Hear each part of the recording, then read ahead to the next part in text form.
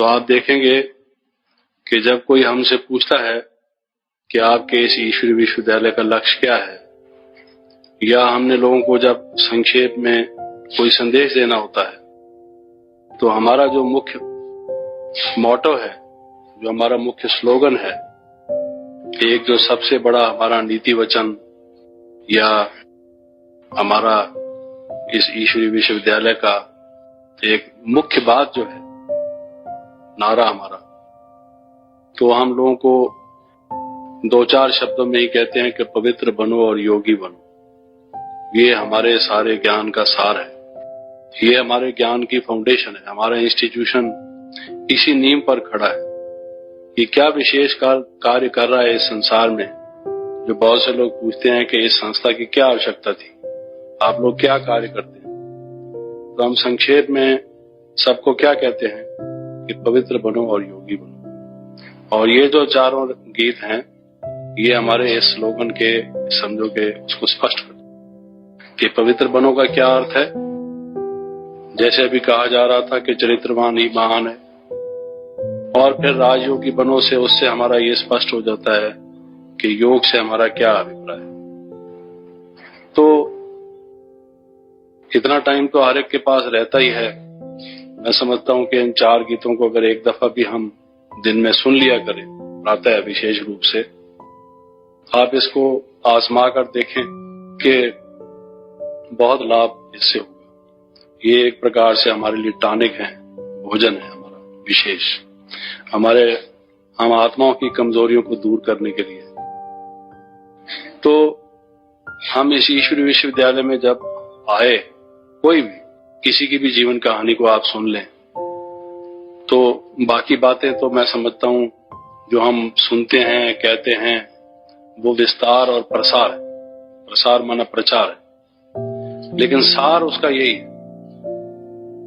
हम तीन चीजों में लगे हुए हैं, एक सार को ग्रहण करने में, दूसरा लोगों को विस्तार से समझाने में, और तीसरा उसका प्रसार या प्रचार करना। अगर सारी दिनचर्या आप देखें, आप स्टडी करते हैं तो क्या करते हैं, जो बाबा की मुरलियां हैं सारी तो आपको याद नहीं रहती, उसमें से जो सार है वो आप ग्रहण कर लेते हैं। जीवन जो हमारा ढल रहा है, वो जो सारा कुछ हम सुनते हैं, बाप दादा हमें नित्य प्रति बताते हैं, उसका सार हम धारण कर लेते हैं। लेकिन लोग चूंकि उस बात को स्पष्ट तुरंत नहीं मान लेते, इसलिए हम विस्तार से उसको समझाते हैं। संगम युग आ गया है, उसके लिए बताना जरूरी है कि कल 5000 वर्ष का है। लोग उसको मानते नहीं, तो हमें बताना पड़ता है कि 5000 वर्ष का कैसे है, करोड़ों और अरबों वर्षों का कैसे नहीं है।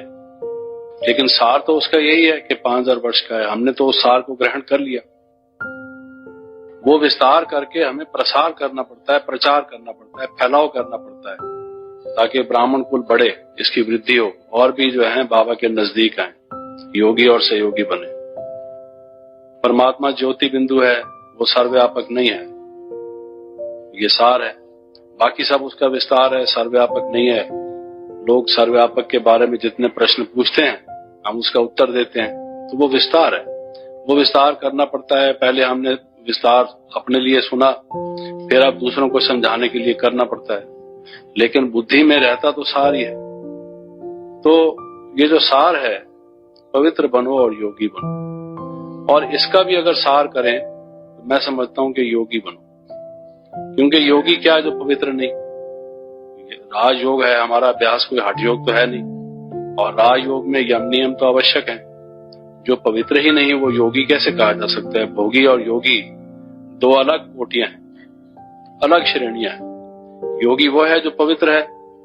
तो अगर उसका और सार करें तो हम कहेंगे कि हमारे जीवन का जो इस समय सारा पुरुषार्थ है, उसकी जो धुरी है, उसका जो फोकस है, जो हमारा केंद्र बिंदु है, हमारे अटेंशन का जो पूरा एक समझिए कि केंद्र है, जिस पर हमें पूरा जोर लगाने की जरूरत है, वो है योगी बनो।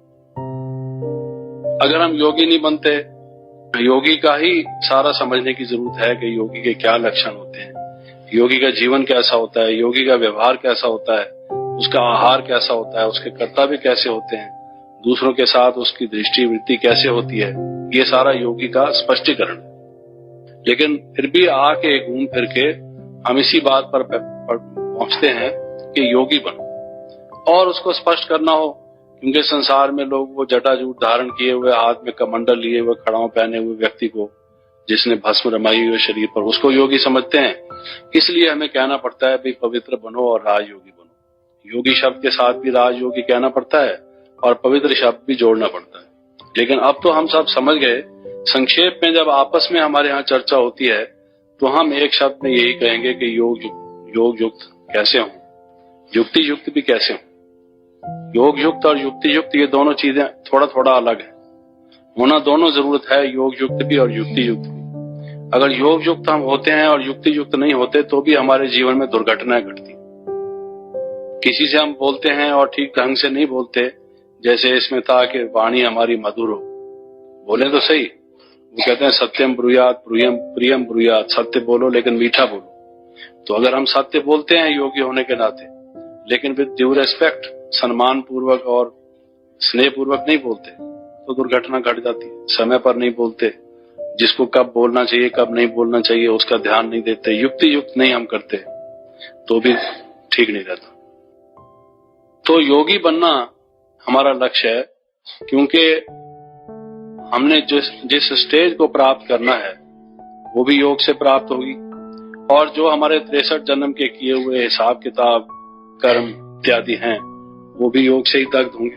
जिस स्थिति को प्राप्त हम करना चाहते हैं, जिन दिव्य गुणों का विकास हम चाहते हैं, वो सब योग से ही होगा। बिना योग के अगर हम सिर्फ ज्ञान समझ लें, समझने के बाद अगर हम योग में उसका अनुभव ना करें, उसमें स्थित ना हो, उसका स्वरूप ना बने, तो फिर हमारा जो स्टेज है वो बहुत नीचे की रहेगी। क्योंकि ज्ञान से कुछ तो योग की तरफ हम आगे बढ़ेंगे, लेकिन पूरी रीत से उसको स्टेज में नहीं प्राप्त कर पाएंगे।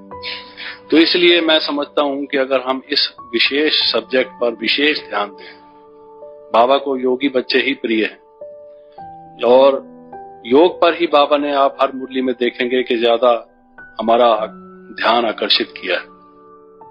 तो इस विषय को जितना हम स्पष्ट रूप से समझेंगे, ध्यान में रखेंगे, उसका अभ्यास करेंगे, उतना ही हम रेस में आगे बढ़ जाएंगे। ऐसा मेरा मंतव्य है। बाकी तो सब विस्तार और प्रसार जैसे मैंने कहा वो है, लेकिन वो भी फलीभूत तभी होगा, सफल तभी होगा जब पहले हम सार में रहेंगे। तो अब उसके विषय में जो मेरे विचार हैं, जो अनुभव हैं, बाबा की जो बताई हुई बातों को ध्यान देने के बाद उसका सार क्या है, उसका निष्कर्ष क्या है, वो मैं आपके सामने रखूं। उसमें आप देखेंगे कि हम जो योग के विषय में कहते हैं, बाबा हमें मुख्य रूप से क्या कहते हैं। एक तो बाबा कहते हैं कि सोल कॉन्शियस, ये योग है। सोल कॉन्शियसनेस को हम योग कहते हैं। इसका मतलब हुआ कि योग का जो एक एलिमेंट है, उसका एक जो इंग्रेडिएंट है, एक जो उसका अंश है, समझ लीजिए भाग है, जिससे योग निर्मित होता है, योग बनता है। एक है अवेयरनेस, कॉन्शियसनेस, चेतना, जिसको हम अपने आम शब्दों में कहते हैं स्मृति, आत्मिक स्मृति, जिसको कई दफा हम कहते हैं कि देही अभिमानी भाव। देह अभिमान नहीं, देही अभिमानी, आत्मा की स्मृति में हम रहें। तो पहली एक चीज ये हो गई, जिसको अगर योग की गहराई में हम जाना चाहते हैं, योगी जीवन हम बनाना चाहते हैं, योग में एक्सपर्ट होना चाहते हैं, आगे बढ़ना चाहते हैं इस फील्ड में, तो पहले हमें अपना ध्यान देना पड़ेगा स्मृति पर, कि हमारी स्मृति किस तरफ लगी हुई है, कहीं भटक तो नहीं गई। जिसमें स्मृति लगी हुई होनी चाहिए, क्योंकि योग के लिए कहा गया आत्मिक स्मृति, और शिव बाबा की भी स्मृति। योग स्मृति का नाम है। ये बाबा ने कहा कि योग याद की यात्रा का नाम है, याद की यात्रा। तो याद या स्मृति एक विशेष है। एक तो ये है योग की बात। दूसरा आप देखेंगे कि भाई कई दफा बाबा कहते हैं योग माना संबंध। इसका मतलब यह है कि सिर्फ स्मृति की बात इसमें नहीं, संबंध की भी बात है। हम आत्मा का परमात्मा के साथ क्या संबंध है। जब हमने देह अभिमान को छोड़ दिया, आत्मा की स्मृति में हम स्थित हुए, तो आत्मा के नाते से हमारे शिव बाबा से हमारा पिता कौन है, इसके साथ हमारे संबंध है। ये एक विशेष बात है जो योग की गहराई के लिए, अनुभव करने के लिए हमें ध्यान में लानी पड़ेगी। इसका आगे हम वर्णन करेंगे। और फिर शिव बाबा से अगर हमारा संबंध ये है कि शिव बाबा हमारे पिता हैं, माता हैं, शिक्षक हैं, सदगुरु हैं, तो बाकी जो आत्मा है उनके भी शिव बाबा के साथ यही संबंध है। तो फिर औरों के साथ हमारे क्या संबंध हुए, भाई भाई के। तो जब हम संबंध की बात करते हैं तो न केवल आत्मा का संबंध परमात्मा के साथ क्या है, बल्कि इस बात को भी हमें ध्यान में रखना पड़ता है कि जब आत्मा का संबंध परमात्मा के साथ ये है, तो चूंकि और भी आत्मा है हमारे अतिरिक्त, संसार में सब मनुष्य शरीरधारी आत्मा ही तो हैं, ये ज्ञान हमें मिल चुका। तो वो सब जो है उनका भी संबंध शिव बाबा से क्या है, जैसा हमारा संबंध है वैसा ही संबंध उनका है। तो हमारा उनके साथ क्या संबंध हो, जैसे मैथमेटिक्स में कहते हैं if a is equal to b and c is also equal to b then a is equal to c। अगर a b के बराबर है और c भी b के बराबर है तो a और c भी आपस में बराबर होंगे।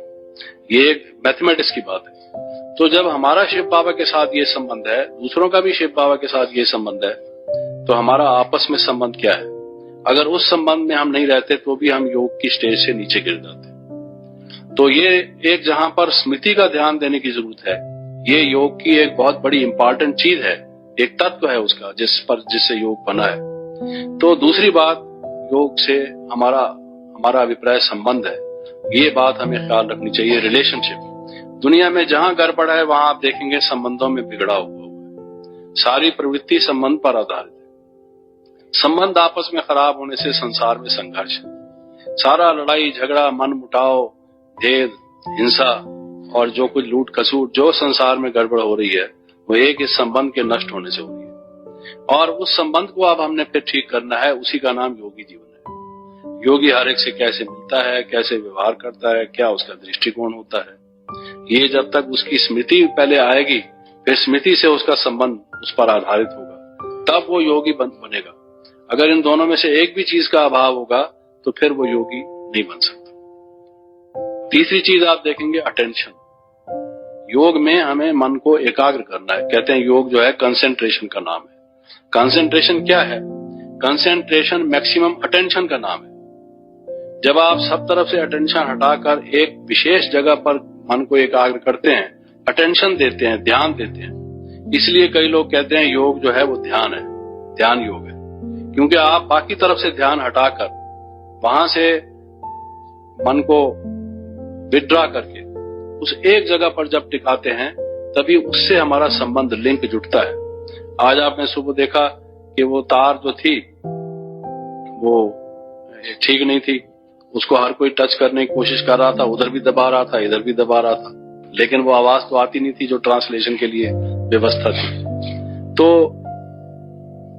उसके कारण क्या हुआ, कईयों की अटेंशन उधर चली गई कि ये क्या हो रहा है, और फिर वो जो अटेंशन हो गई उधर, तो आप देखेंगे कि उसका परिणाम ये हुआ होगा कि उस टाइम जो हम सुन रहे थे उतना हिस्सा जरूर मिस हुआ होगा।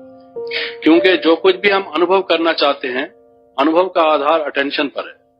आप खाना खा रहे हैं, किसी ने बहुत अच्छे अच्छे पदार्थ बना रखे हैं, लेकिन आपका ध्यान कहीं किसी चिंता में लगा हुआ है कि कोई घटना कहीं घट गई है, आप उस तरफ लगे हुए हैं मन आपका, और भोजन के जो पदार्थ हैं उनकी तरफ ध्यान है ही नहीं।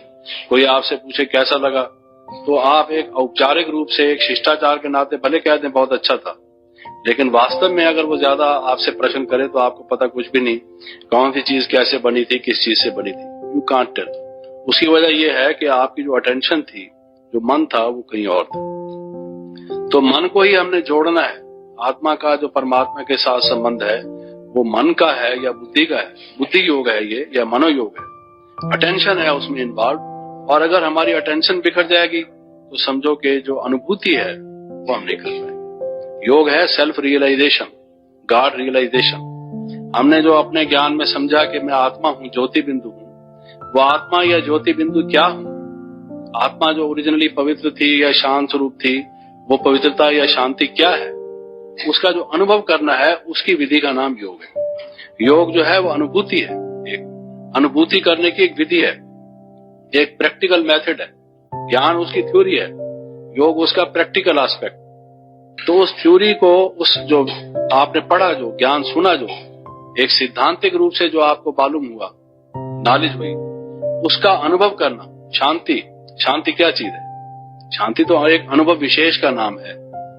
और अगर हम शांति का अनुभव करना चाहते हैं तो उसके लिए हमें किसी एक विशेष तरफ अटेंशन देकर जो हमारा स्वरूप है उसको हमने समझना पड़ेगा। तो इसलिए अनुभूति करने के लिए, क्योंकि एक बात तो मैंने ये कही कि योग आत्मिक स्मृति या सोल कॉन्शियसनेस है परमात्मा की। दूसरी बात ये कि वो स्मृति का मतलब याद, परमात्मा की भी याद, आत्मा का भी अपने स्वरूप की याद। दूसरी बात संबंध, और तीसरी बात जो विशेष जिस पर मैं जोर दे रहा हूं बार बार, वो आपको बताई। तो आप देखेंगे कि अगर हमारा कहा गया है कि योग एक स्थिति विशेष का नाम है, देह अभिमानी की स्थिति अलग होती है। हम क्यों योग में टिकना चाहते हैं?